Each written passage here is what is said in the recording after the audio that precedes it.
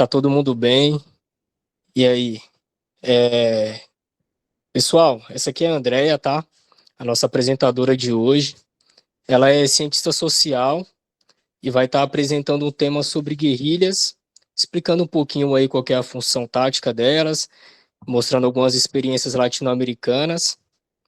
Então, Andrea, seja muito bem-vinda, obrigado por sua marcação antifascista. O espaço é todo seu, camarada. Obrigada pelo convite, né? Eu espero não falar demais em termos de tempo, né? Para que a gente possa conversar, ter tempo suficiente para conversar. E, bom, vão me desculpar por meu portunhol. Eu nunca falei direitinho português, e agora que moro longe, menos ainda, né? Então, se em algum momento, eu acho que normalmente as pessoas lá no Brasil entendem muito bem o portunhol, mas se em algum momento alguma coisa ficasse estranha na minha fala, não precisa esperar eu terminar minha intervenção, pode me falar direto que não estão entendendo, tá bom? Então, bom, eu vou começar a falar um pouquinho sobre quais são os antecedentes que a gente pode encontrar. Principalmente, eu vou falar principalmente sobre a América hispano-falante, né? Porque do Brasil vocês conhecem bem melhor que eu, então eu não preciso nem falar.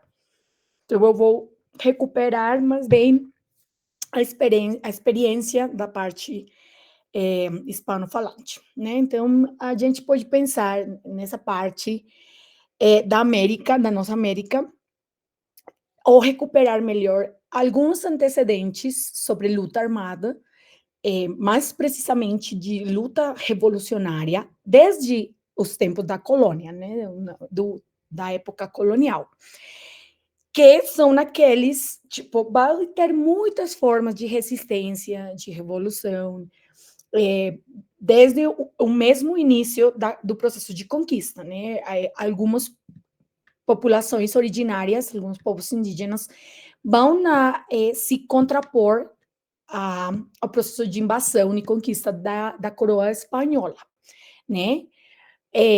A gente pode ir até lá, mas eu vou falar de alguns que são mais organizados no sentido que a gente entende por organização revolucionária, né? Tem diversas expressões de contraposições armadas mesmo, digamos, com as armas da época da conquista, né, dos povos indígenas. Então, eles vão ser, sem dúvida, os antecedentes desses outros que vão acontecer já para finais do século XVIII e começos do século XIX, que vão ser os primeiros digamos, os primeiros momentos dos processos de independência dessa parte da nossa América, que, como vocês sabem, se deram através de guerras libertadoras, né?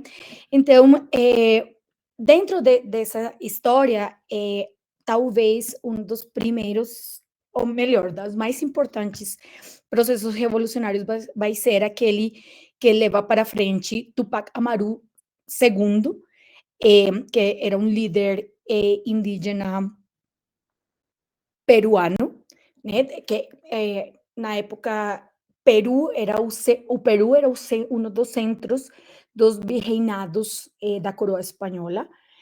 Então, ele vai, em 1780, ele vai liderar um levantamento armado, um movimento revolucionário com base indígena, basicamente, igual vocês sabem também que o Peru ainda é um país que tem majoritariamente população indígena, né?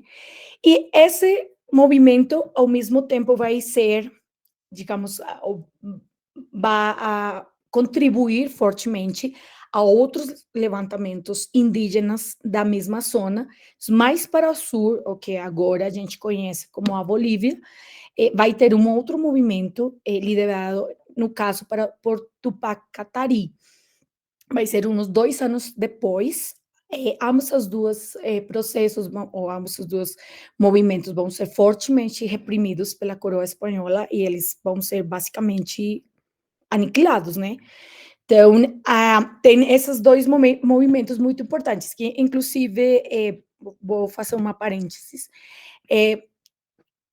Tupac Katari, digamos, a figura de Tupac Katari é muito presente ainda na Bolívia, inclusive o movimento atual, o movimento ao socialismo de Evo Morales, que é do mesmo movimento de Luiz Arce, o atual presidente da Bolívia, se consideram, ou eles chamam para si, movimentos cataristas, né? E a figura de Tupac Katari ha sido muito recuperada nos processos atuais dos governos progressistas na Bolívia, inclusive ele agora é a figura que aparece em instituições estatais da Bolívia, como, digamos, nos quadros e tudo mais. E muito dessa parte do movimento indígena que dá origem ao partido político do MAS, recupera a imagem, a ideia do Tupac Katari. A outra revolução vai ser o movimento de revolta dos chamados comuneiros, isso, o nome em espanhol mesmo, que vai ser mais ou menos para a mesma época, mas na parte mais norte da zona andina, né? Isso seria especificamente aqui na Colômbia, né? Que ele vai ser um movimento que vai incorporar, vai articular indígenas, pessoas dos povos indígenas, camponeses e camponesas, e pessoas da classe baixa, digamos, dos criollos, né? Os criollos, essa palavra em espanhol, são as pessoas filhas de espanhóis, né, de pessoas da Espanha, nascidas na nossa América, né? Então, eles tinham também uma forma diferencial na estrutura social da nossa América hispano-falante. Então, vai ser uma articulação dessas três capas sociais que vão levar para frente essa revolta dos comuneiros. E tudo isso, embora não seja diretamente na nossa América hispano-falante, vai ser condensado em a Revolução do Haiti, né? Que, como vocês também saberão, o Haiti era uma colônia francesa, né?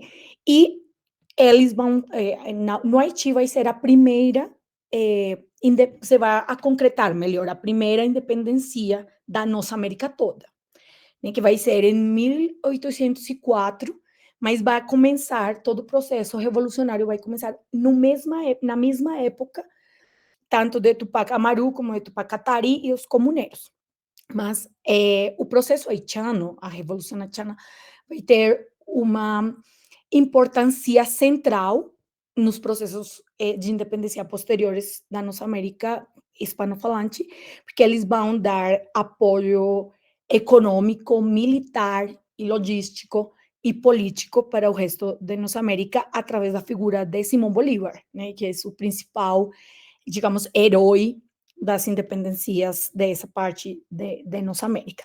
Então, ali, esses antecedentes têm a ver com formas de organização político-social com um componente armado, né, que tem como alvo gerar ou levar a uma população à libertação.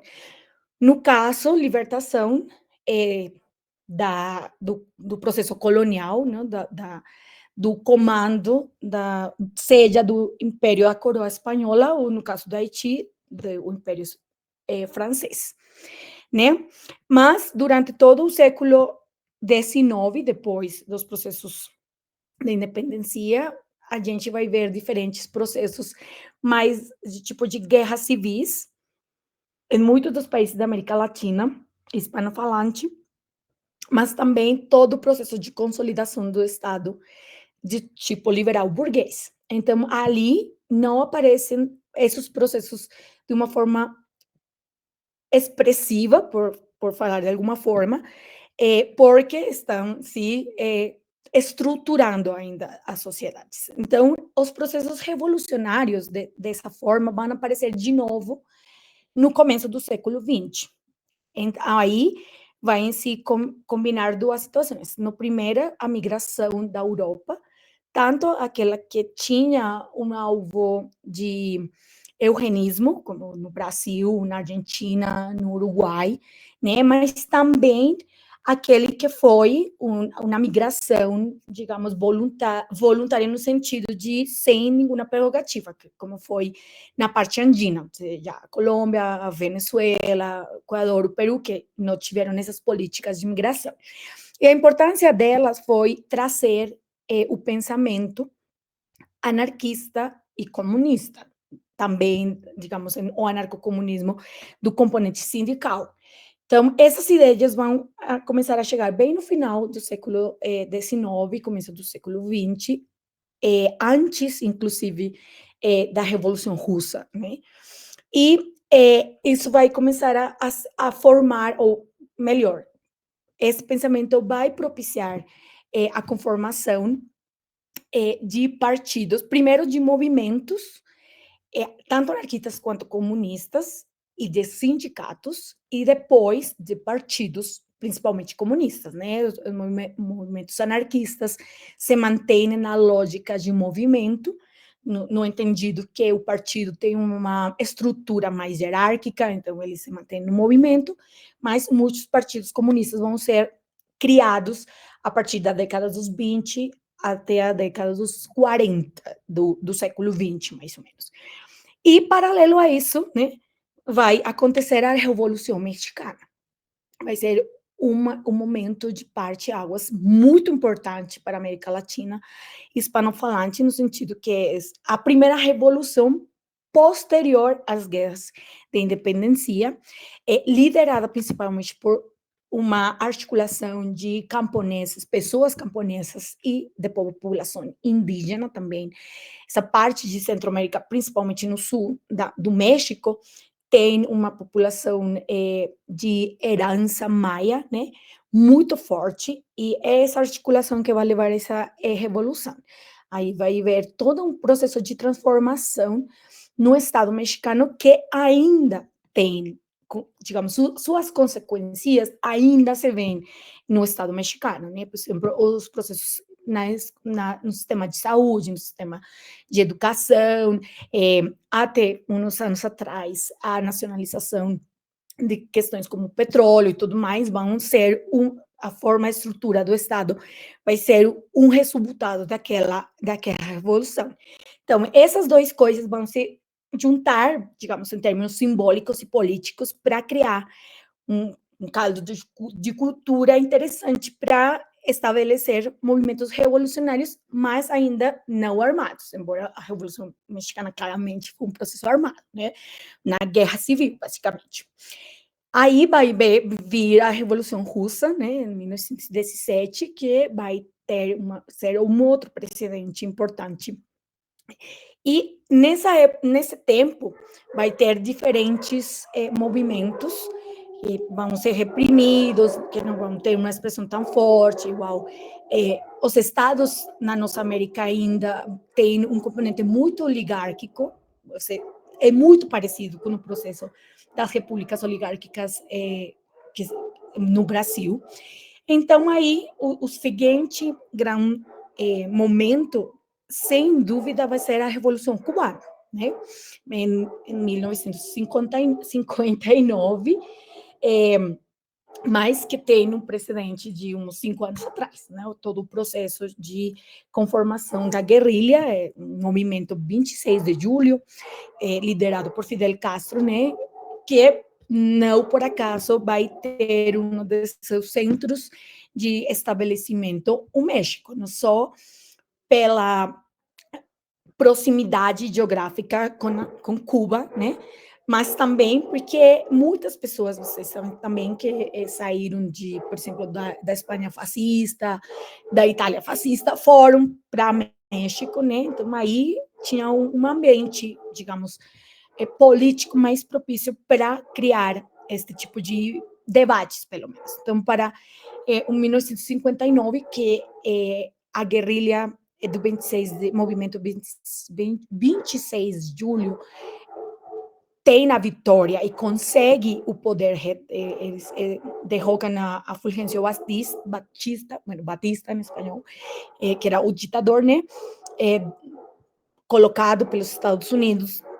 Quando eles tomam o poder, claramente vai ser um referente incrível para o resto da nossa América, da possibilidade, da realidade de conseguir derrotar o capitalismo ou essas linhas oligárquicas, de tomar o poder pela via revolucionária armada. Então, não, isso vai levar a que a década dos 60 do século XX tenha uma explosão de movimentos guerrilheiros revolucionários ao longo da nossa América.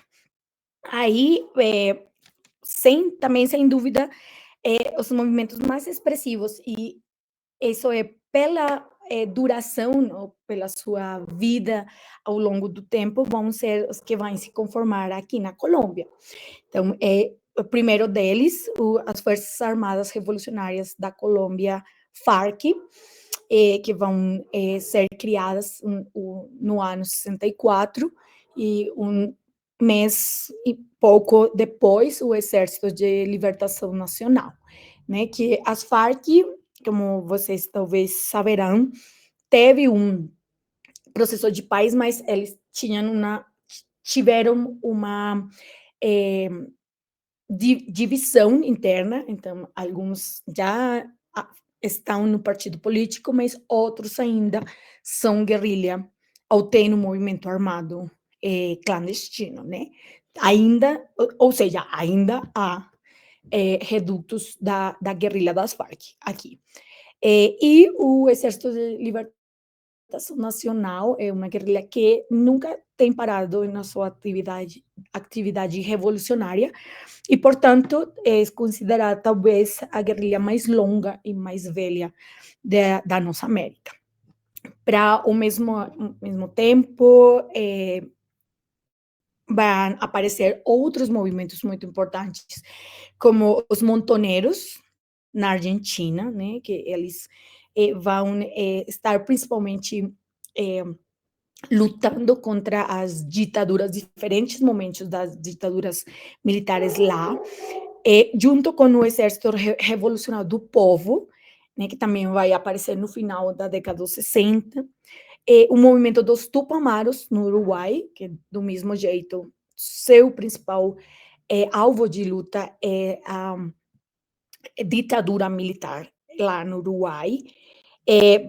No Chile vai estar o movimento de esquerda revolucionária, que ela aparece um pouco antes da chegada ao poder de Salvador Allende, né? Mas que vai ter sua maior expressão no trabalho revolucionário bem no começo da ditadura militar, né? Lá por 73, né? Eles vão ser criados meados dos 60, da década dos 60, mas é nesse momento, no 73, 74, que eles vão ter a sua maior atividade. Mas vão ser todas elas, ou seja, montoneiros, tupamaros, movimentos de esquerda revolucionária, vão ser totalmente exterminados pelas ditaduras de seus próprios países. É muito parecido, né, com a história dos movimentos de luta armada brasileiros, que vocês conhecem perfeitamente, né? Também, já para a década dos 70, vai se criar na Colômbia, acho que a Colômbia é um dos países, ou talvez o país com mais movimentos guerrilheiros, digamos, concomitantes, né? Para no começo da década dos 70 vai ser criado o Quintim Lame, que é uma guerrilha indígena, o Exército Popular de Libertação e o Movimento 19 de Abril. Depois, mais para está também a criação, bem no começo da década dos 70, do Exército Guerrilheiro dos Pobres de Guatemala, e já mais para o final vai aparecer o Exército Sandinista de Libertação Nacional na Nicarágua. Já na década dos 70, né, digamos, os movimentos guerrilheiros que estão sendo... Para a década dos 70, já todos esses que eu falei do Cone Sul já han sido derrotados totalmente, mas ainda estão ativos da Colômbia, principalmente, né? Aí, então, vão surgir, e o sandinista e o de Guatemala, né? Aí vão surgir umas outras guerrilhas, uma em Guatemala. Guatemala vai ter um conflito armado, né, que depois vai virar uma guerra civil muito não sei se essa palavra existe no português, digamos, muito forte, com saldo de genocídio, na verdade, que aconteceu lá com a população indígena. No começo dos 80 vai surgir a Unidade Revolucionária Nacional Guatemalteca, a URNG. Também vai aparecer no Salvador o Frente Farabundo Martí para a Libertação Nacional. E em Peru vão ser criados Sendero Luminoso, bem no começo da década de 70, e um pouquinho mais para frente, o movimento revolucionário Tupac Amaru, que eles justamente vão recuperar a figura de Tupac Amaru II, aquele que eu falei ao começo, aquele levantamento de finais do século XVIII. Aí, digamos que a década dos 80 vai ser uma década onde vão se dar todos esses processos de conflito armado, a maioria deles, e algumas guerrilhas vão ir para processos de negociação política. O principal deles vai ser o da Guatemala, né, que vai terminar no começo da década dos 90, por uma parte. Por outra parte, vai levar à toma do poder, por exemplo, pelo Frente Sandinista de Libertação Nacional. Eles, no final dos anos, nos finais dos 70, vai lograr ascender ao poder, né? O Frente Farabundo Martí, ele vai ter uma saída mais ou menos, digamos, intermédia, né? Nem é totalmente uma negociação, mas também não são totalmente derrotadas. Elas vão entrar em um processo de partido político aí, depois vão virar totalmente um partido político, né? E logo depois, só até o século XXI, vão conseguir chegar no poder. Né? É o Sendero Luminoso, que ele vai ser, em teoria, derrotado, por exemplo, militarmente, né? Mais para o começo da década dos 90, mas vocês talvez tenham ouvido que agora tem de novo, umas células armadas que se reivindicam do Sendero Luminoso, né? Vai ser também as outras, como o MRTA, que são Movimento Revolucionário Tupac Amaru, vai ser derrotado também no final dos 90, todo isso por Fujimori. E, embora, ou seja, ao mesmo tempo que tem essas questões de algumas guerrilhas sendo, bem, elas deixando as armas e virando um movimento ou partido político, ou sendo derrotadas militarmente, vão surgir a última guerrilha de nossa América, que é o Exército Zapatista de Libertação Nacional, né? Que ela vai ser criada em 1994. Bueno, é um movimento que vem de antes, né? Mas que vai ser apresentada publicamente naquele ano, no 1º de janeiro. No mesmo tempo, no final dos 70, também, entre meados dos 70 e finais dos 70, na Colômbia, o Quintín Lame, o Exército Popular de Libertação, o Movimento 19 de Abril, entram bom, na verdade também as Farc e o ELN, vão entrar todas elas no processo de paz, mas o ELN e as Farc vão sair, elas vão abandonar o processo. Então, só essas outras três vão ficar e elas vão, de fato, levar para frente esse processo, né? E virar, a maioria delas, partidos políticos. Muitos anos depois, vão aparecer também alguns grupos que se reivindicam do Exército Popular de Libertação, mas com muita pouca representatividade, presença territorial e possibilidade real de estabelecer uma confrontação armada. Né? Muitos dias matas já vão ser basicamente aniquiladas ou absorvidas pelo paramilitarismo. Né? Com isso, eu quero indicar que aquelas pessoas que não foram assassinadas viraram paramilitares, foram incorporadas aos exércitos do paramilitarismo na Colômbia. E aí a gente tem que para o século XX, como eu já falei, alguns destes guerrilhas, como o Frente Farabundo Martí, do Salvador, ou o Frente Sandinista de Libertação Nacional da Nicarágua, vão virar governo, né, vão ganhar as eleições para presidente em 2009, no caso do Salvador, e em 2007, na Nicarágua, o Frente Farabundo Martí vai perder o poder do Estado em 2019, mas, por exemplo, o Frente Sandinista ainda está no governo, como vocês bem saberão, né? No caso das Farc, também vocês deveram escutar, né, que eles entraram num processo de paz, mais ou menos no ano 2010, que vai durar até 2016, e como eu já falei, a maioria do partido vai virar um movimento político, outros um grupo inicial não vai entrar no processo de paz, e outro vai voltar às armas depois do fracasso mesmo da implementação do acordo. Embora a guerrilha do Movimento 19 de Abril, M19, ele vira um partido político que vai ter que se fusionar, bueno, não tenho certeza que essa palavra existe em português, digamos, se articular melhor com outros partidos políticos, porque não tem força política suficiente.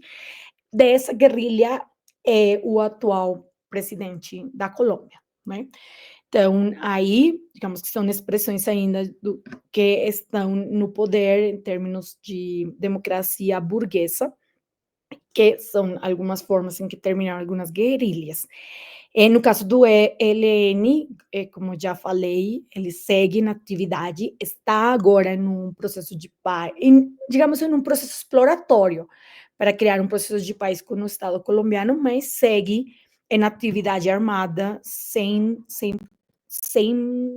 parar, né? Eles, às vezes, têm algumas tréguas, não sei também se existe a palavra trégua em português, digamos, como alguma, param de ter atividades armadas, isso que eu queria dizer, mas normalmente estão em confronto com o Estado e com o paramilitarismo. Bom, de todo esse, digamos, espaço, o espectro de organizações guerrilheiras que eu já falei, tem muitas outras, mas que são movimentos ou guerrilhas que foram de menor impacto, né, que ou duraram muito menos no tempo, digamos, são os movimentos mais expressivos, mais importantes, que em alguma forma tiveram alguma incidência real dentro de seus países, né, nas estruturas estatais, nas estruturas da sociedade de seus países. Mas movimentos armados teve de muitas formas, digamos, anarquistas também, ou guerrilheiros, mas com muito pouco impacto. Então, dentro desses, a gente pode encontrar como a principal linha ideológica marxismo, não? Bem seja ele marxismo-leninismo, maoísmo, né? Por exemplo, a guerrilha das Farc é marxista-leninista, Sendero Luminoso é marxista-maoísta, né? Mas também outras que tinham, por exemplo, linhas anarcocomunistas, digamos, eram comunistas, mas tinham algumas vertentes anarquistas, como o MRTA do Peru, né? O Movimento Revolucionário Tupac Amaru. Outra linha muito forte vai ser o indigenismo, embora talvez só o Exército Zapatista de Libertação Nacional e o Quitilami tem, digamos, uma reivindicação central sobre a questão indígena. Muitas destas guerrilhas foram conformadas por pessoas de povos originários. Então, vai ter, de qualquer jeito, uma linha de reivindicações no sentido indígena, seja do território, seja da autonomia para os povos indígenas, seja contra o genocídio de populações indígenas. Lembrar que, por exemplo, o Sendero, bueno, o Peru, melhor, como eu já falei, tem população indígena majoritária, mas também a Guatemala, partes da Colômbia, onde se concentra, onde o processo colonial e depois capitalista levou a uma concentração, ou melhor, descolocou a população indígena para certos espaços do país, e ali as guerrilhas, embora não tenham essa reivindicação ampla sobre o indigenismo, por ser conformadas principalmente por população indígena, vão ter essas reivindicações. O nacionalismo, mas em termos de libertação nacional, aí nacionalismo tem uma noção mais, por exemplo, de combate à exploração, por exemplo, pelos Estados Unidos, pelas multinacionais mineras, coisas que já estavam aparecendo naqueles momentos com clareza, não tão fortemente como agora, mas que vão levar a uma ideia de libertação, de nacionalismo, de reivindicação de poder popular. Tem mais essa vertente, né? Porque vai retomar a ideia nacionalista de Cuba, porque vocês lembram que Cuba, no momento da Revolução, basicamente é um lugar de divertimento da elite econômica e política dos Estados Unidos, né? Que o Batista é uma pessoa que foi colocada pelos Estados Unidos, toda a ilha se movimentava ou procurando fornecer o que os Estados Unidos precisar. Por isso, a ideia do nacionalismo era de retomar a autodeterminação do povo, de autonomia e tudo mais. Essa linha de nacionalismo que vai ser muito presente nas guerrilhas da América Latina, e também vai ter a influência da teologia da libertação. Isso vai ser bem forte, por exemplo, na América Central, e também aqui na Colômbia. E, sem dúvida, outra das grandes influências ideológicas vai ser o que a gente chama em espanhol de foquismo. Eu não encontrei uma tradução no português, que é uma doutrina, né, uma proposta por Che Guevara, que retoma a ideia da guerra de guerrilhas, né, um pouco da estrutura de defesa que vai ter no Vietnã, né, na guerra de Vietnã, que são pequenos grupos armados, que têm ampla mobilidade, não, que podem, por ser pequenos, se movimentar muito, muito rápido, que conhecem o território mais no interior ou nas zonas rurais, né, que eles acreditavam que esses pequenos movimentos vão poder ter vitórias militares muito pontuais, como aconteceu em Cuba, né? Digamos que ele retoma essas duas experiências para propor essa ideia do foquismo. O movimento revolucionário que ele vai criar e liderar na Bolívia, quando ele é assassinado, é justamente o movimento foquista, né? Por exemplo, o ELN tem essa vertente, né, do foquismo. Então, essas são as grandes vertentes, e isso também vai de certa forma, dar a linha de reivindicações centrais, né? Então, por exemplo, eh, obviamente, como falei, está a linha do indigenismo, né? Mas também todas as reivindicações camponesas. Então, uma das lutas centrais que talvez a gente pode encontrar como uma linha que une através da que se articulam todas estas lutas é a reforma agrária, né, que em muitas poucas delas vai ser conseguida, que para o caso dos antecedentes, a reforma agrária é uma vitória, digamos, uma das coisas que vai ser consequência da Revolução Mexicana.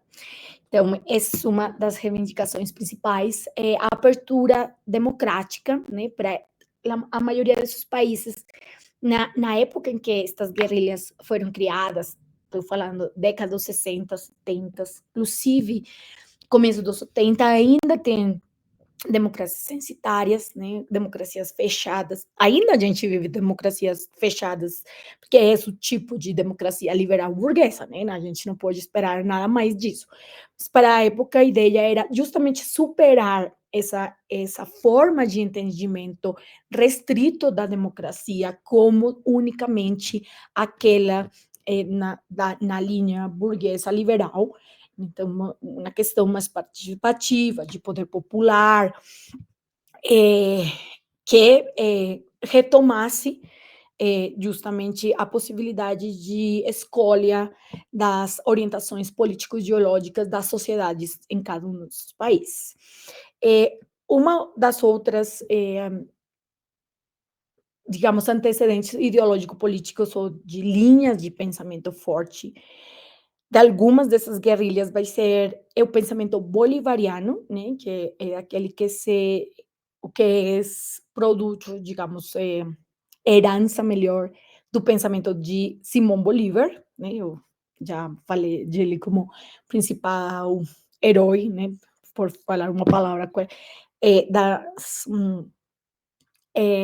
independências da América Latina, hispanofalante, e de Bolívar eles vão retomar a ideia, principalmente da integração latino-americana, né. Bolívar vai falar muito cedo do perigo que representava nos Estados Unidos e sua possibilidade e proposta de expansão para América do Sul, né? Ele vai ser muito esperto em observar essa iniciativa dos Estados Unidos. Então, ele sempre falou desde a integração latino-americana desde uma perspectiva anti-imperialista. Então, são esses dois componentes do pensamento do Bolívar que muitas destas guerrilhas vão reivindicar, principalmente, claramente, a da Colômbia, né, onde a figura de Bolívar vai ser muito mais marcante, mais presente, porque os principais lugares de luta dele vão ser a Venezuela, ele era de lá, a Colômbia, o Equador e o norte de Peru, né? Ele vai chegar até a Bolívia, não por acaso a Bolívia se chama desse jeito, né? Mas ele, depois de fazer algumas negociações com San Martín, vai voltar e vai colocar seu centro de luta nessa parte andina do América do Sul. E depois, José Martí, que é um pensador, um político revolucionário cubano, ele retoma o pensamento do Bolívar, e esse pensamento, o do Martí, que é a raiz um pouco de o pensamento nacionalista cubano, né, vai ser retomado pela Revolução Cubana, né, por o movimento 26 de julho. Então, esse pensamento do foquismo também retoma um pouco desse pensamento, e muitas das guerrilhas que vão seguir a linha da Revolução Cubana vão também a reivindicar um pouco do pensamento do Martí. Também outras figuras muito menos conhecidas, mas também muito importantes, né, para a expansão do pensamento revolucionário na nossa América hispano-falante vai ser José Carlos Mariátegui, né, o peruano, que ele é um dos primeiros pensadores marxistas, mas que ele vai ter como uma questão muito central a articulação do marxismo com o indigenismo. Então, esse é um pensamento que vai a retomar parcialmente o Sendero Luminoso, mas que muitos outros guerrilhas que têm um foco no pensamento latino-americano também vão a retomar, que o Sendero vai combinar a ideologia e a táticas e essas estratégias militares maoístas com as de Mariátegui, né? A componente, ele entraria no que eles entendiam como su componente marxista, não? Marxistas maoístas retomam todo o pensamento maoísta. E também de Rodríguez Prada, que é um anarquista peruano, que vai ter muita influência nesses movimentos anarquistas que eu falava que não tiveram muita expressão, mas que igual existiram, e o movimento revolucionário Tupac Amaru também vai retomar um pouco o pensamento desse anarquista, né?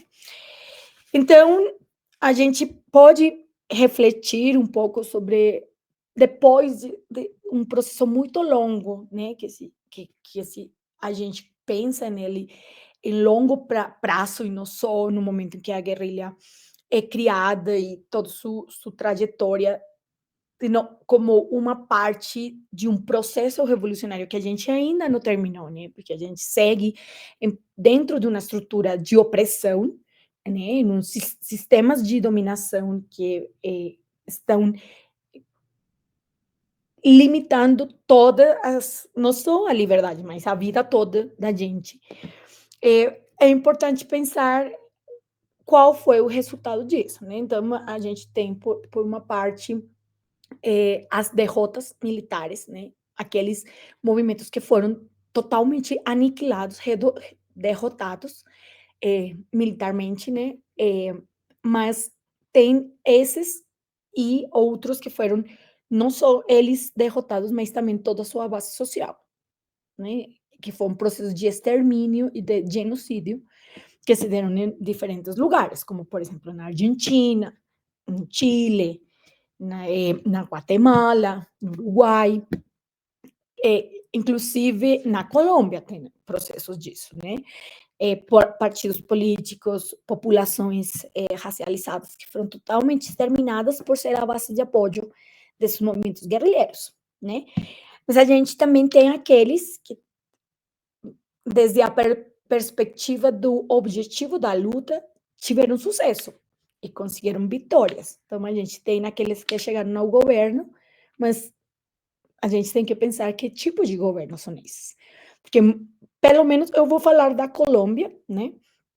São, digamos, governos que mal são progressistas, ou a gente poderia enquadrar como progressistas, né? Que tentam levar para frente algumas políticas de sociais que favorecem não as camadas mais empobrecidas da população, mas que de jeito nenhum estão combatendo o capitalismo, né? Que inclusive tentam darle uma, digamos, eles falam na cara humana ao capitalismo, não o capitalismo verde, ou sei lá.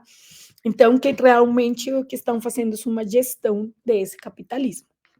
Agora, por exemplo, o caso da Nicarágua é um caso muito controverso, que não só tem, obviamente, críticas externas, né, pela mesma questão de contraposição do capital a esses processos, mas também tem tido muitas críticas internas. O Frente Sandinista vai ter uma divisão fortíssima no momento do governo, principalmente no segundo período de governo, porque agora não lembro se eu falei direitinho, que eles vão conseguir o primeiro ascenso ao governo vai ser no final da década dos 70, início dos 80, né, e eles vão durar quase uma década de governo, né, aí vai ter muitas transformações sociais muito importantes, aí eles vão ser derrotados, porque também, enquanto eles estão no governo, vai ter momentos bem ou muito mais forte hacia o final da década dos 90, de quase uma guerra civil, né, que aí vai ter uma importância central, o apoio dos Estados Unidos à oposição na Nicarágua, né, vocês talvez escutaram alguma vez na vida, sobre os contras, né, que movimentos paramilitares financiados pelos Estados Unidos, que foram aqueles que combateram militarmente o governo sandinista e criou essa guerra civil, então eles vão ser derrotados política e militarmente de novo em 1990 e eles vão voltar no poder em 2007, né? Então é isso, especialmente nesse período de agora do governo que vai ser muito, muito criticado. Internamente eles se falam, bueno, coisas que chegam, a gente não sabe que tão mediado e distorcionado está isso, por isso eu não falo, não intento não aprofundar nisso, porque realmente não tenho conhecimento mais preciso, mas falam que o governo tem essa linha de gestão mais do capitalismo e que perdeu o horizonte revolucionário, no sentido estrito, né? O governo fala que essas críticas não são certas, que são mais bem pessoas que viraram capitalistas, são ou de direita ou inclusive fascistas, que por isso criticam o governo, né? E, bom, nem vamos falar das críticas da direita, não faz sentido nenhum, né? Mas críticas desde as mesmas pessoas que faziam parte do processo, que fizeram parte do processo e saíram de lá, né? Digo, do movimento, essa crítica, né? E do Frente Farabundo Martí também exatamente as mesmas críticas, né? E também a perda de apoio popular, né? Vai levar a que eles perdam a presidência em 2019, não? Críticas também a como talvez o que acontece é uma entrada em umas lógicas mais capitalistas, ou inclusive em formas de vida mais capitalistas, mais burguesas, que são ressentidas bastante por as bases populares. Bom, eu deixaria por aqui, mas pensando que já eh, passei os meus minutinhos do tempo que eu pretendia falar, né? É, com um pouco com essa reflexão, não? Que fala para a gente esses processos, não? Porque o que a minha colocação, o que eu acho, é que o que essas coisas falam para nós é que não é suficiente em um momento da vida, pertencer a um grupo de luta armada, uma guerrilha, para realmente ser um sujeito revolucionário. A gente pode estar no meio de um movimento revolucionário com uma perspectiva, um objetivo revolucionário, mas se essa luta contra o Estado, contra o sistema de dominação, ou seja, contra um outro, não está acompanhada de uma luta interna contra todas essas estruturas que são interiorizadas por nós, normalizadas por nós através da nossa criança, de o sistema escolar, de todo o que a gente cresce entendendo como normal, que é colocado para a gente como normal, porque não é uma escolha, né? A gente é basicamente adoctrinada na família, na escola, na rua, na televisão, em todo lado, para ter uma ideia que só existe uma forma de viver, que é o capitalismo. Então, se a gente não faz um processo consciente, profundo, de, de construção desse pensamento para pensar realmente a revolução como a transformação de todas as estruturas, da hierarquia, das mesmas relações de poder, né, de opressão, é muito possível que quando a gente chegue nesses lugares de poder, fique presa em uma armadilha, nessa armadilha do capitalismo, né? E termine reproduzindo aquela situação que combatiu na luta armada, né? Aquele que foi a, a fonte da organização política pode se perder, porque se a gente não realmente é ciente de ter poder, é uma questão difícil, né? Porque, por exemplo, as pessoas que somos comunistas, bueno, no anarquismo também, né? Pensar, pero digo comunismo porque é pensar ter o poder do Estado para eliminar o Estado. Mas se você não entende a centralidade dessa questão de eliminação do Estado como a representação da eliminação da hierarquia, das relações de poder, para uma sociedade igualitária realmente horizontal, você pode ficar ali nessa questão de gerenciar o Estado. Nunca levar ele a desaparecer. Não sei se desaparecer se fala em português, já não lembro. Mas, bom, aquele não exista mais. Então, eu acho que, para mim, a principal reflexão que deixa pensar as guerrilhas que superaram todas essas questões e ainda tem, seja movimento, seja guerrilha, diretamente nossos dias, é qual é o alcance, por exemplo, de essa transformação revolucionária e dessa transformação, que eu acho que talvez, na verdade, o processo mais bem sucedido seja o de Cuba, né? Porque de Cuba, porque embora com todas as críticas que a gente possa ter, porque nunca vai ser um processo perfeito, talvez é aquele processo que chegou mais além de a transformação desse capitalismo, embora ficasse em algumas questões, por exemplo, ainda capitalistas, patriarcais, coloniais, né, que são as críticas internas, mas que, pelo menos na linha do capitalismo, é a que mais avança, né? Que agora isso está sendo colocado em questão e está sendo colocado em xeque, não? O que está gerenciando agora essa crise depois de anos, de décadas de bloqueio, que vai fazer entrando cada vez mais o capitalismo ali. Mas, bom, agora sim, de verdade, eu vou encerrar por aqui, para que a gente possa conversar e debater um pouquinho. Obrigada.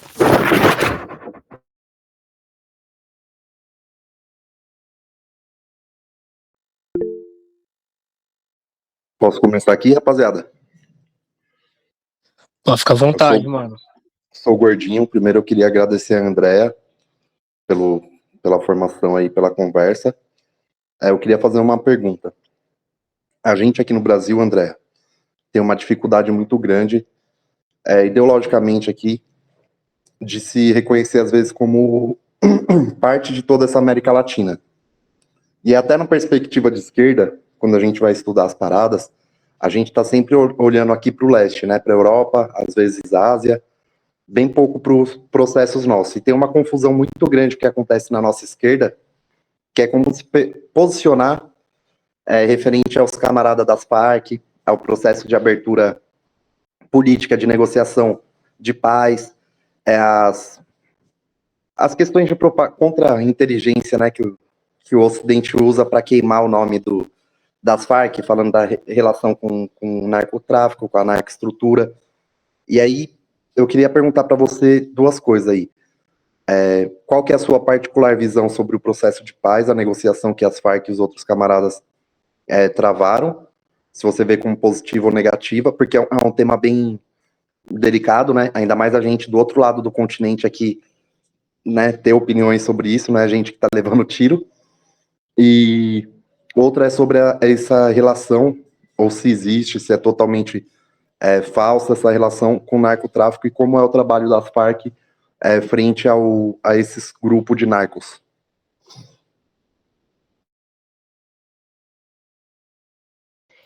Beleza. Eu não sei se eu vou respondendo ou se a gente faz uma rodada de perguntas e depois eu respondo.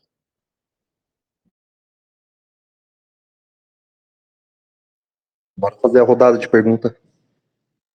Quem mais aí quer perguntar alguma parada? Eu tenho uma pergunta. Existe um debate, né, que critica a forma e a tática da guerrilha para alcançar a emancipação popular. Eu tenho certas vertentes aí que opta pela organização e a consciência das massas para garantir um desenvolvimento político, né? O próprio Che Guevara aí, que iniciou o movimento fuquista, dizia que era um debate meio que improdutivo, porque na visão dele era necessário esses dois métodos se unir para garantir de fato um papel forte na luta de classes. Aí na Colômbia, Andréa, existe algum movimento, alguma guerrilha que consiga conciliar esses dois métodos?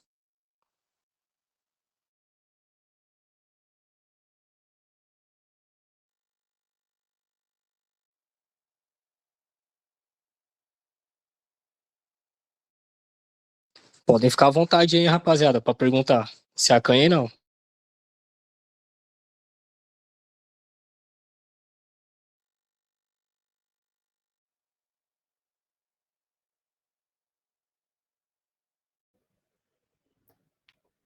Bom, se ninguém, por enquanto, quisesse perguntar, eu poderia responder essas, enquanto as demais pessoas se animam a perguntar o que acham. Não, por mim tá tranquilo, André. Manda bala. Beleza. Então, sobre as Farc e o processo de paz. Bom, eu acho que, bom, não sou eu, né? Eu acho que uma grande porção de a população, talvez a maioria, embora por razões diferentes, achamos que o processo de paz com as Farc agora o balanço é totalmente negativo. Porque a implementação nunca se deu, na verdade, não houve implementação do acordo. Digo que pode ser a opinião majoritária por questões diferentes, porque a direita vai dizer que foi um erro, né, que a valoração é completamente negativa, porque o Estado nunca deveu negociar com terroristas, né? Mas do lado da esquerda, a gente acha que é um balanço negativo, porque o Estado fez o que todo mundo esperava que fizesse, né? As Farc entra no processo de negociação, porque depois de, basicamente, 7, 9, 10, basicamente quase 50 anos de luta armada, tinha uma condição onde eles não iam conseguir mais derrotar militarmente o Estado. E 50 anos de luta, onde pelo menos mais da metade, a principal estratégia do Estado foi combater e aniquilar a base política das Farc. E aí, de alguma forma, estou me adiantando a resposta da seguinte pergunta. Porque as Farc vai ter um processo bem interessante, porque eles são uma guerrilha que, no seu nascimento, ela vai se autodenominar, autochamar liberal, porque aqui na Colômbia, depois do processo de independência, se vão criar duas grandes vertentes ideológicas, como na maioria de nossa América hispano-falante, que é a conservadora, que é a da direita, e a liberal, que é a da esquerda, vamos dizer, né? Que, digamos, a esquerda, digo que entre aspas, porque o que, digamos que era o mais radical para a época, mas que, na verdade, era literalmente um movimento liberal. ou seja, o que eles tinham digamos, disruptivo era, não sei, não ter religião, né? Eles, no século, estou falando do século XIX, né? Então, por exemplo, pedir a separação do Estado da Igreja, pensar nas liberdades individuais, pensar em algum tipo de igualdade, pelo menos formal, coisas desse, educação popular, coisas desse jeito, né?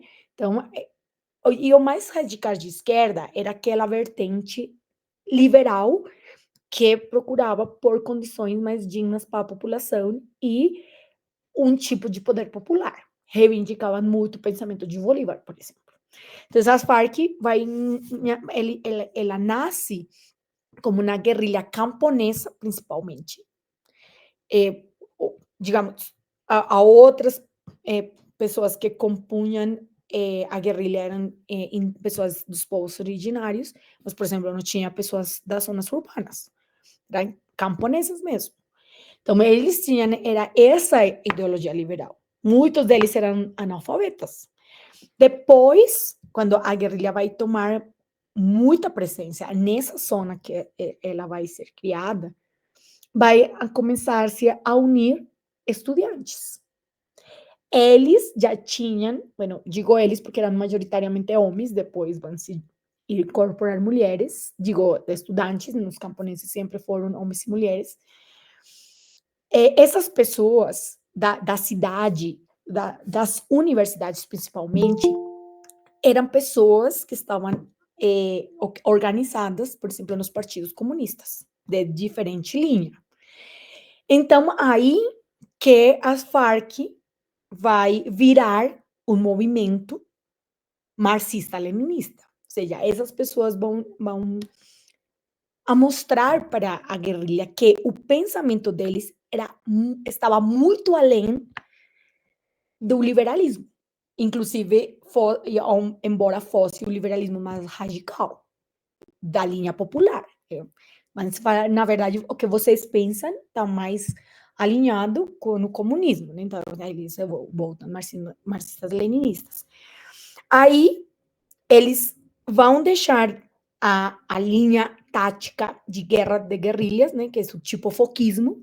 Eles nunca foram reivindicados no foquismo, mas era guerra de guerrilhas para virar um exército popular armado. Aí eles viraram de se chamar Forças Revolucionárias Armadas de Colômbia para esse mesmo nome mais, Exército do Povo. Por que eu estou falando de tudo isso? Porque no momento que eles viram um movimento, digamos, um exército regular para combater o Estado, na verdade, eles vão gerar uma separação formal entre o componente armado, o corpo armado e o corpo político, né? Aí eu estou misturando um pouco as duas perguntas, né? Então, porque antes disso, estou falando, isso é mais ou menos começo dos 70, na verdade. Ambas coisas estavam misturadas, né? Era um movimento camponês, então tinha uma forma armada, o Estado não tinha forma nenhuma de chegar até onde estava a guerrilha, porque não tinha capacidade para isso. Então, eles conheciam o território, eles tinham uma relação muito forte com o movimento camponês, criou essa articulação com o movimento estudantil, tinha relação com o partido político. Inicialmente, eles tinham com o Partido Liberal, que era um partido digamos, de Estado formal, mas tinha relações depois com o Partido Comunista, que estava tinha sido colocado na clandestinidade, ele tinha sido ilegalizado pelo Estado colombiano, e vão ter uma relação com o movimento indígena. Então, eles, até esse momento, todo está misturado, né? Eles já têm aqueles que só têm essa organização, ou essa organicidade armada, né? Que são os que combatem o Estado e tal, e naquele momento já existia o paramilitarismo, mas não estava organizado dessa forma. Eram formas paramilitares, então eram os confrontos com eles, mas eles tinham uma organização de movimento de massa. Quando viram exército, que eu estou falando, eles separam uma coisa da outra. Então, aquela parte do movimento social, do movimento de organização de massa, a maioria vira clandestino, mas não entra na luta armada. Você entende essa diferença? Então, eles têm trabalho político clandestino, na sua vida, digamos, normal, e apoiam, são na base de apoio da guerrilha. E a guerrilha vai ter muita, digamos, vai ter um fortalecimento muito grande naquele momento. E eles vão incorporar muitas pessoas à guerrilha para lograr esse alvo de virar um exército regular. Aí isso vai levar a duas questões. A primeira, que tem a ver com a questão que eu estou tentando, eu sei que parece que não tem nada a ver, mas tem todo a ver, sobre o processo de paz, porque o que vai ser o Estado colombiano é criminalizar o movimento de base. Então, vai começar a fazer uma perseguição jurídica e militar desse movimento. A jurídica faz o Estado e a militar vai fazer o paramilitarismo. Inicialmente, o Estado vai ser quem assassina todo esse movimento popular, mas quando isso começa a ser mal visto pela comunidade internacional, principalmente pelo Partido Democrata dos Estados Unidos, que vai começar a tentar reduzir o apoio financeiro militar para a Colômbia, por conta disso, eles vão fazer que no componente, o paramilitarismo seja o encarregado de eliminar completamente o movimento de massas da guerrilha, não só das Farc, também de todas as outras guerrilhas, do Guilherme, do Exército Popular de Libertação, do Exército de Libertação Nacional, mas principalmente da Farc. Vai ter, a gente fala a primeira, talvez um dos primeiros países onde começaram a falar de genocídio político, porque o genocídio era por etnia, por raça, por gênero, né, por religião, mas aqui começa a pedir que se incorpore a ideia do político, porque num dos acordos de paz que não foi bem sucedido entre o Estado colombiano e as Farc, nasce um partido político que era o braço político das Farc, ou seja, eles saem da clandestinidade e dizem, a gente é a base política das Farc, mas a gente não está na luta armada, a gente quer uma luta civil, política, dentro das regras da democracia liberal burguesa. Eles são basicamente exterminados, isso a gente fala de genocídio político. Então, tudo isso vai acontecer e vai se acrescentando. E, paralelamente, justamente como eu falei, o apoio militar e financeiro dos Estados Unidos vai fazer com que o exército colombiano comece a ter, taticamente, uma superioridade sobre as Farc. Então, entre todo esse extermínio do seu movimento de massa, junto com uma superioridade militar cada vez mais evidente do Estado, que consegue, por exemplo, assassinar principais quadros, né, das Farc, do comando central das Farc, e mostra que ele não tem outra saída, ele não tem outra forma que entrar na negociação. Eles já tinham, como eu falei, vários processos de negociação, mas eles, quando viam que não era viável, eles saíam de lá. Mas agora não tinha outra opção. Ou seja, se eles tivessem ficado na luta armada, iam ser derrotados militarmente. Não tinha outro jeito. Claro, está agora o Exército de Libertação Nacional, ele segue na luta armada, não tem ainda derrota militar, mas também não tem nenhuma condição de ganhar para o Estado. Então, no melhor cenário, as Farc tivesse estado agora na mesma situação que está o ELN, que é em uma situação de confrontação militar, onde nenhuma das duas forças consegue derrotar a outra, mas não vai para nada. Mas o mesmo movimento popular fez muita pressão sobre as Farc para a negociação, justamente porque esse é o objetivo de aniquilar sua base popular. Não só que você elimina esse apoio, mas também que as pessoas que ficam com vida fazem essa pressão para não ter que estar mais esperando ser assassinadas. Então, as Farc chegou num ponto que não tinha nenhuma outra opção. Agora, o que eles conseguiram negociar, em muitos sentidos, foi bom. Tipo, reivindicações históricas, não só da guerrilha, mas do movimento social e popular da Colômbia, como a reforma agrária, estavam ali. Embora não com o alcance que a gente esperaria. Mas era a primeira vez em 2 séculos de república que esse tema tinha um avance real, uma possibilidade real de distribuição, pelo menos, de alguma parcela das terras na Colômbia, nas áreas rurais. Algum tipo de abertura democrática, tinha avanços.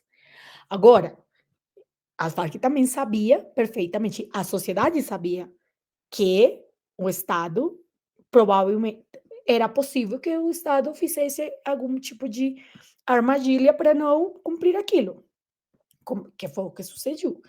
A gente sabia porque foi o que aconteceu com o último processo de país bem-sucedido, que foi o de meados dos 70, onde a metade dos ex-combatentes do movimento 19 de abril foram exterminados. Dos sobreviventes é o presidente atual, mas a metade foram assassinados depois de firmar o acordo. E algumas coisas eles cumpriram, mas a maioria não. Então, a gente sabia. Mas a gente esperava que a força do poder popular, a força do povo, tivesse a capacidade de obrigar ao Estado a cumprir. Mas isso não aconteceu. Então, a grande, para mim, o balanço negativo é porque deixou na evidência que, de qualquer jeito, o Estado, por mais que não possa derrotar militarmente as Farc, segue tendo um lugar de poder difícil de tirar. Então, o que aparece é a saída democrática liberal burguesa, né? Que também não vai mudar muito, não. Mas isso que tinha, porque militarmente o Estado não vai ser derrotado e ele tem as condições de poder para não cumprir com a negociação. Mas as Farc não tinha outra opção. Que é o mesmo que vai acontecer com o ELN. Em algum momento ele vai ser eliminado militarmente ou vai ter que entrar na negociação também. Que tudo isso também explica um pouco essa relação com o narcotráfico. Porque no momento que as Farc vira ou tem como objetivo virar um exército para combater o Estado, eles estavam tendo muitas vitórias militares. Eles viram que talvez era possível gerar uma revolução como a cubana. Mas para isso precisava de dinheiro. Então, eles inicialmente eram o que a guerrilha fazia era cobrar uma taxa. Ou seja, era o que fazia o Estado para os negócios legais.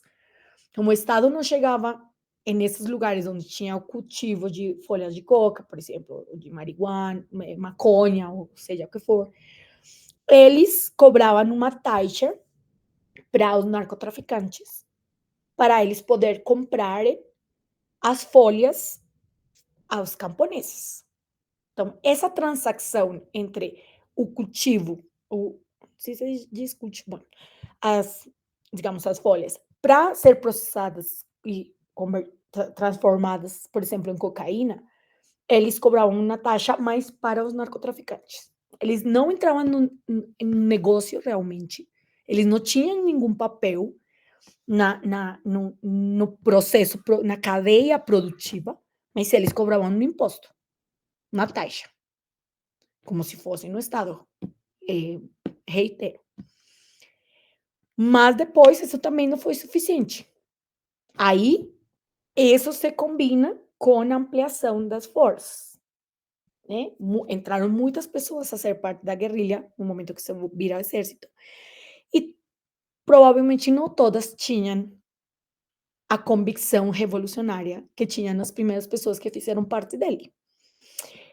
Lá sempre tinha escola, política, formação e tudo mais. Mas difícil controlar isso tudo.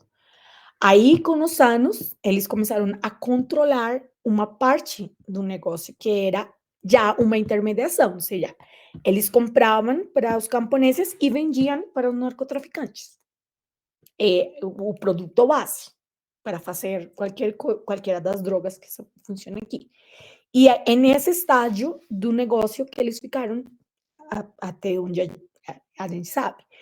Obviamente, o Estado colombiano fala que eles são os grandes narcos, mas aqui seguem tendo cartéis, que são os que fazem a produção química das drogas e a comercialização, ou seja, toda a exportação para o norte global. Mas a gente sabe, efetivamente, eles se lucram do negócio do narcotráfico. Mas hasta onde a gente sabe, eles não são narcotraficantes. O Estado colombiano vai falar que sim, Estados Unidos vai falar que sim, mas eles, quando perguntam para eles sobre isso, eles falam que eles somente eram intermediários e cobravam taxas, mas que eles nunca entraram diretamente no negócio. Agora, qual é o argumento? Além de precisar de dinheiro, que o consumo de droga é um problema de saúde pública, tem que ser atendido pelo Estado, e que são as pessoas que decidem se consumir ou não.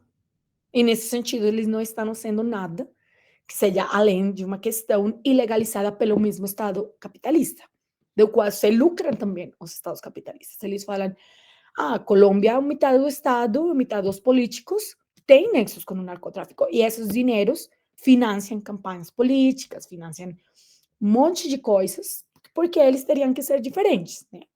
Que é uma questão de dinheiro, e que eles usam o dinheiro para a sua luta política. É isso que eles falam. Agora, se é verdade ou não, eu não poderia dizer, porque só eles que estão lá sabem. Mas, em geral, o que a gente escuta desde as organizações sociais que tem nos produtores, é isso mesmo, né? Eles eram, tipo, o Estado nesses lugares, né? Me estendi demais nessa resposta. Bom, aí eu falei um pouco sobre essa organização, essa relação entre organização de massas e organização, luta militar. A maioria das guerrilhas na Colômbia, pelo menos, tem ou tinham essa forma. Quer dizer, nenhuma das guerrilhas foi só um processo militar. Todas elas têm células políticas clandestinas. Por isso também foi fácil para eles, em certa medida, ou em termos políticos, melhor, virar partidos políticos, né? Porque eles tinham toda uma organização política. As Farc tinham partido depois daquele que foi exterminado, cujo nome era União Patriótica. Tem algumas, ainda o partido existe, com sobreviventes. Muitos deles tiveram que sair no exílio e voltaram poucos anos atrás. Mas, depois disso, as Farc, por exemplo, criou um partido que se chama Partido Comunista Clandestino da Colômbia, o PC3,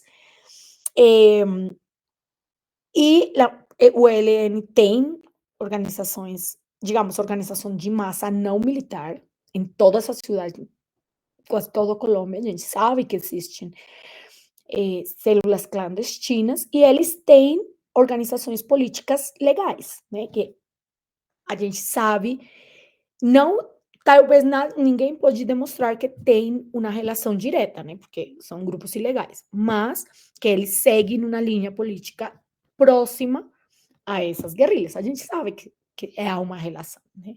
Tanto o ELN quanto as Farc. Não? Então, digamos que muitos dos movimentos, agora, umas décadas atrás para cá, muitas organizações de massa tomaram muita distância, se afastaram fortemente das guerrilhas por conta de entender que o processo militar já não era viável, mas também pela perseguição, não? Porque aqui foram denominados grupos terroristas, nesse sentido, todo o que faziam se considerava delito comum, não delito político. Então, por isso também gera um afastamento, mas independentemente, ou a discussão, mas que tão forte, que tão aprofundado esse processo de massa, que tão orgânico realmente é, como funciona, mas aqui todas as guerrilhas, eu acho que todas as guerrilhas da América Latina hispanofalantes, tiveram movimento de massa, que nenhuma delas caiu realmente nessa disjuntiva entre organização de massas e movimento militar. Talvez a organização de massas diz, não queremos organização militar. Por exemplo, os partidos comunistas aqui, na década de 70, falaram que eles cortaram relações, pelo menos públicas, com as guerrilhas. Já não mais, não, a gente não acredita na luta armada. Mas, desde as lutas armadas, sempre acreditaram na necessidade de organização de massas. Eu acho que talvez a experiência de o Exército Zapatista de Libertação Nacional é a mais expressiva dessa relação com organizações de massa. Ali o componente militar é bem menor, né? A organização política de massas é muito forte. Eu acho que a maioria, por exemplo, no caso da Guatemala, que eu acho que é muito representativo do Centro-América, a principal estratégia também do governo foi exterminar a base popular. Isso lá eles chamavam de terra arrasada. E arrasar a terra era arrasar a base popular. Então, eu acho que não tem viabilidade um movimento guerrilheiro que não tem base política no movimento social e popular. Que não tem como. Né? Tanto para acessar a certos produtos, para expandir sua capacidade mesmo militar, né? Porque é desses movimentos, muitas vezes, onde são incorporadas as pessoas para a luta armada. É com essa relação com a organização de massas que eles podem fazer as formações sempre foram de pessoas externas ao movimento militar, talvez parte do movimento, mas não da linha militar. Então, eu acho que sempre teve essa relação com a organização de massas. Bom, hoje já falei demais, não sei se tem mais perguntas. Eu tenho uma última aqui. Qual a relação dos grupos guerrilheiros da Colômbia com a Venezuela? Que a gente sabe que tem uma pequena relação, eu acho, né? Pelo menos aparenta. E se outros, de forma contemporânea, se outros grupos de esquerda têm contato com os levantes e com os núcleos populares da Venezuela. Assim, a gente sabe que a Venezuela está longe de ser uma perspectiva revolucionária, mas a gente sabe também que que é extremamente forte a luta anti-imperialista e hoje é um símbolo, talvez na América Latina, mais forte de embate ao imperialismo, às questões ocidentais. Eu fico com essa pergunta aí. Bom, na verdade, a gente não sabe muito bem, além do que aparece às vezes na mídia, né? E a gente pega com muito cuidado essa informação. Durante o processo de paz, a gente ficou sabendo que tinha relações políticas, não só com o governo mesmo, mas com muitas das organizações de base bolivarianas da Venezuela, né? Justamente por essa proximidade de pensamento através do bolivarianismo, do pensamento do Bolívar. Agora, que tão orgânico é isso? Aí a gente não sabe, porque um dos governos de facilitação do processo de paz foi o da Venezuela, né? O Hugo Chávez teve um papel central no começo das negociações. Mas aí ficou evidente essa relação. Agora, eles falavam que, pues, que o Chávez, né, que era acusado de financiador das Farc e tudo mais, ele falava que ele simplesmente, e com a autorização do governo da Colômbia, tinha feito aproximações com a guerrilha para facilitar o processo de paz. Pronto, né? E que essa relação foi mediada por pessoas que também tinham alguma canal de comunicação com as Farc. Agora, o que a gente sabe é que na fronteira, que é pelo lado ocidental da Colômbia, né, perdão, oriental, né, no leste da Colômbia, que tem movimentos, também tem movimentos armados, não necessariamente guerrilhas, mas tem organizações políticas que têm armas, não sei se eles têm enfrentamentos ou não, mas eles têm armas como parte dessa organização, tanto urbanas quanto rurais.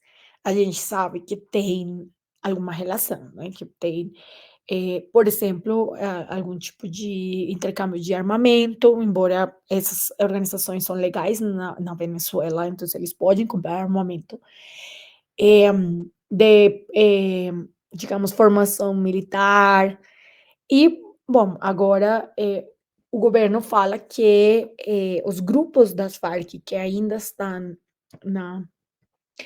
na luta armada estão nessa parte da fronteira porque podem passar. Eles falam, bom, agora com o Petro não, mas o governo anterior, que era da extrema-direita, falava que eles podiam passar para a Venezuela porque lá, basicamente, eram bem-vindos, né? Agora, até onde a gente não tem muita mais informação da que vocês podem ter através da mídia, né? Que aqui também está, esse acesso à informação está muito, muito controlado. Então, a gente só sabia que tinha uma relação política que ficou em evidência no processo de paz, principalmente porque uma das facilitadoras da negociação na política, ela tinha uma proximidade muito forte com o governo venezuelano. Então, falaram que ela foi a ponte entre o governo das Farc, mas que a relação se limitava justamente a esse processo de facilitação. A gente, além disso, sabe essas parcerias com os movimentos armados que, de novo, não são exatamente guerrilhas, porque elas não estão ilegalizadas na Venezuela, elas são legais, que elas têm armas. Então, a gente sabe que tem algum tipo de assessoria, algum tipo de acompanhamento das guerrilhas da Colômbia. Agora é mais forte com o ELN, mas o grupo das Farc que estava na negociação e voltou à luta armada, falam que eles estão lá. A gente não sabe se isso é verdade ou não.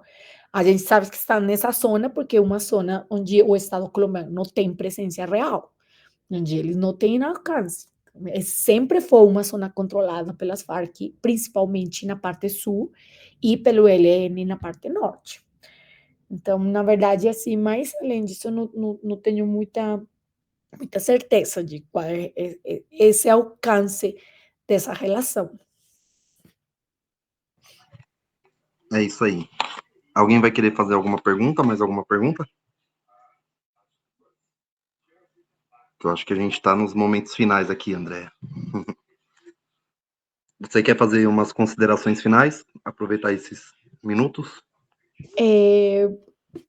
Beleza, mas não sei, certeza que não tem alguma pergunta mais? Prometo não me estender tanto na resposta.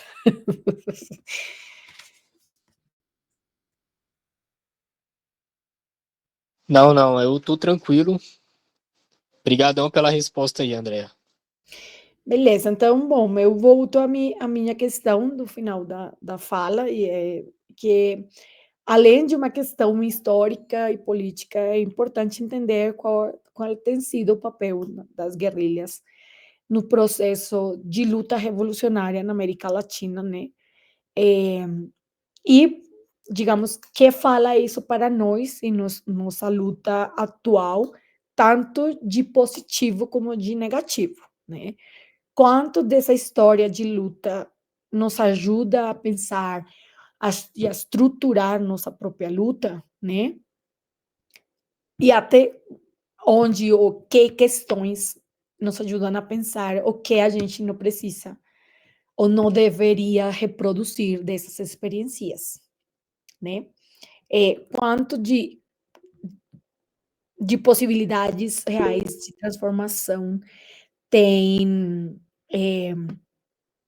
optar pela luta armada, em vez de optar especificamente ou exclusivamente pela organização política dentro do mesmo sistema, né? Eu acho que também, justamente como perguntou o camarada, eu acho que é uma falsa, ou como dizia o Che, né? Uma falsa disjuntiva, né? Uma falsa contraposição, né? Pensar que somente pode ser uma coisa ou a outra, ou que só essas, melhor, mas isso eu acho que o que é uma falsa ideia é que só essas são as formas, não, de luta política, ou seja, digo, no sentido de só ter uma organização de massa que talvez procure por entrar no sistema de democracia liberal burguesa, né, de estar dentro das eleições e ter um cargo de,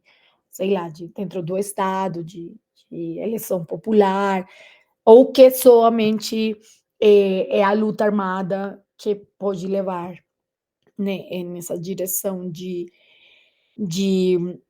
toma de poder. Eu acho que cada contexto político define quais o caminho, né? Porque cada vez que um grupo de pessoas decidiu, em momentos diferentes da história, optar pelas armas como uma via de luta, eu tenho certeza que não foi uma decisão fácil, né? Que não foi como, eu acho melhor ir brincar de vaqueiro. Não sei se existe a palavra vaqueiro em português. Bom, não de jogar a pistola, dar tiro. Não é isso, não. Eu acho que optar pela revolução armada é uma ideia que não existe nenhuma outra alternativa, né? Que há um fechamento tal da sociedade em geral, mas do sistema político em particular, onde o que a gente enxerga é uma impossibilidade total de colocar as suas reivindicações, de transformar as estruturas, que a única coisa que queda é essa opção armada, né? Não é por acaso, por exemplo, que muitas dessas guerrilhas tinham surgido no seio de ditaduras militares.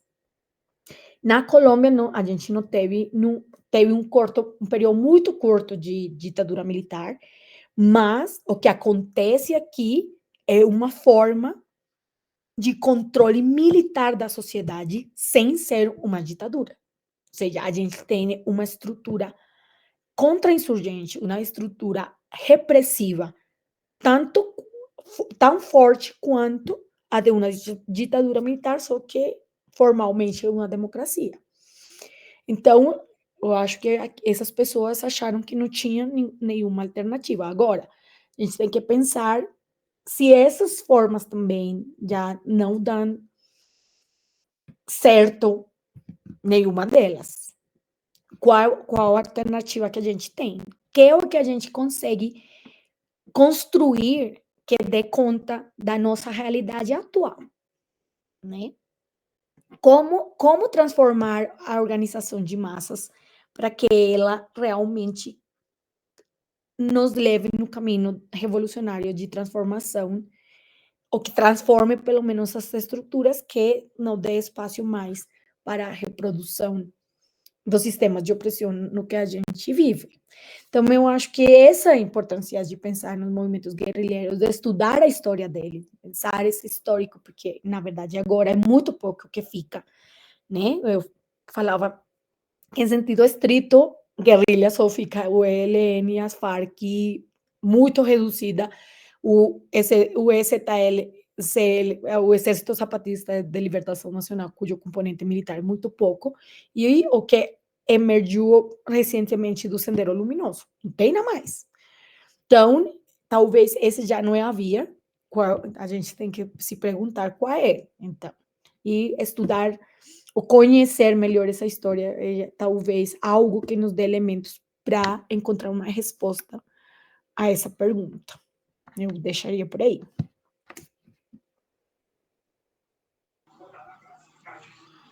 É isso aí, André. Acho que a gente vai chegando pelo fim aqui. Já encerrou? Tá de boa? Mano, então, a gente definiu as 10 horas, então acredito que todas as respostas tenham. Ela explicou perfeitamente aí, eu acredito também. Acho que o pessoal não tem mais nenhuma dúvida. Já dá pra gente encaminhar pelo final, depois dessa as últimas falas da Andrea. Acredito que sim, mano. Já podemos encerrar. Obrigado por todo mundo que participou. Muito obrigado, Andréia, aí, pelo seu tempo. Você quer falar, Henrique? Não, só levantei a mão para pegar depois aqui a fala. Não, pode falar então, meu mano. Não, pô. É isso. Eu ia terminar só falando dos projetos nossos. Manda bala aí. Uns agradecimentos. Não, é isso. Agradecer aí, André, pelo tempo. Foi uma formação muito esclarecedora, levando em conta aí que o tema das Farc é um tema bastante delicado, bastante nebuloso, assim, em toda a esquerda, né? Como o Gordinho acabou de mencionar. A própria esquerda latino-americana tem um certo pé atrás, assim, de falar sobre essa forma de organização popular. E muito obrigado. Espero que no futuro a gente possa fazer outras formações também. Tamo junto, camarada. É isso aí, galera. Eu que agradeço Lembrando. o convite. Ai, desculpa. Não, pode falar aí, André. Não, eu só ia falar que eu que agradeço o convite, né? Eu fico em total disposição para acompanhar vocês quando quiserem ou precisarem.